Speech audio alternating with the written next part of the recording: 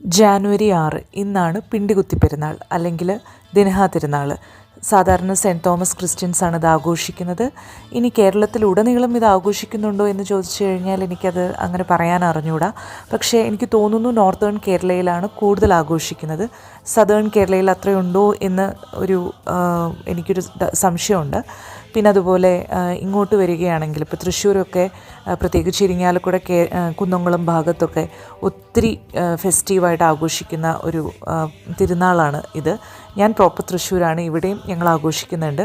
അപ്പോൾ എൻ്റെ പള്ളിയിൽ ഈ പിണ്ടികുത്തി തിരിയൊക്കെ തെളിയിക്കുന്നത് ഞായറാഴ്ചയായിരുന്നു, ഇന്നലെയായിരുന്നു. അപ്പം പിണ്ടികുത്തി പെരുന്നാളിനെ കുറിച്ച് നമുക്കൊന്ന് സംസാരിക്കാം കേട്ടോ.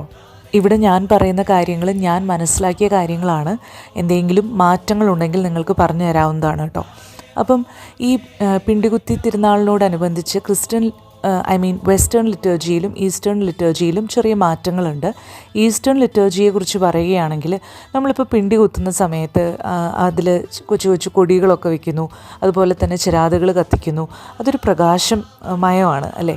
അപ്പം ആ പ്രകാശത്തെ കണക്കാക്കുന്നത് വെളിച്ചമായാണ്. അതായത് ക്രിസ്തുവാണ് ലോകത്തിൻ്റെ വെളിച്ചമെന്നാണ് അതിൽ പറയുന്നത്.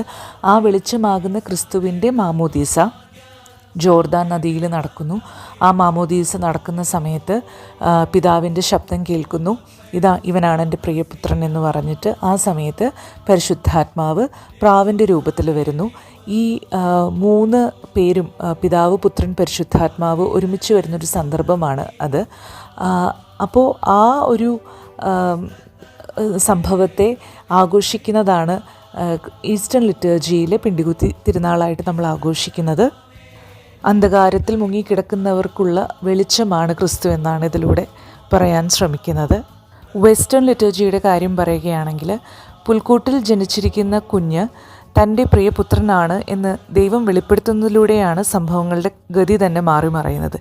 ഇത് ബൈബിളിൽ 3 ഇവൻറ്റ്സിലൂടെയാണ് സംഭവിക്കുന്നത്. ആദ്യത്തേത് ക്രിസ്മസ് ദിവസത്തിൽ തന്നെ മാലാഖമാർ ഗ്ലോറിയ പാടി ഷെപ്പേർഡ്സിന് മുന്നിൽ പ്രത്യക്ഷപ്പെട്ടിട്ട് പറയുന്നു, നിങ്ങൾക്കൊരു രക്ഷകൻ പിറന്നിരിക്കുന്നു എന്ന്. അപ്പം ഈ ഷെപ്പേർഡ്സ് ശരിക്കും ജൂതന്മാരെയാണ് റെപ്രസെൻ്റ് ചെയ്യുന്നത്. അതിനുശേഷം 3 രാജാക്കന്മാർക്ക് ഒരു നക്ഷത്രം വന്ന് വഴികാട്ടിയാകുന്നു. ഈ 3 രാജാക്കന്മാർ റെപ്രസെൻ്റ് ചെയ്യുന്നത് വിജാതീയരെയാണ്. അപ്പം ജൂതർക്കും വിജാതീയരുടെയും രക്ഷകനാണ് ക്രിസ്തു. 3ാമത്തെ ഇവൻ്റാണ് നമ്മൾ നേരത്തെ പറഞ്ഞ ബാപ്റ്റിസം. അപ്പം ഈ വെസ്റ്റേൺ ലിറ്റർജിയിൽ നാളെ ആഘോഷിക്കുന്നത് എപ്പിഫാനിയാണ്. എന്നിരുന്നാലും വെസ്റ്റേൺ ലിറ്റർജിയും ഈസ്റ്റേൺ ലിറ്റർജിയും തമ്മിൽ കണക്റ്റഡ് ആണ്. അത് കണക്റ്റഡ് അല്ലാതെ വരില്ലല്ലോ. എന്നിരുന്നാലും ആ പിണ്ടി എങ്ങനെ അതിൻ്റെ ഉള്ളിലേക്ക് വന്നു എന്ന് എനിക്കിതുവരെയും മനസ്സിലായിട്ടില്ല.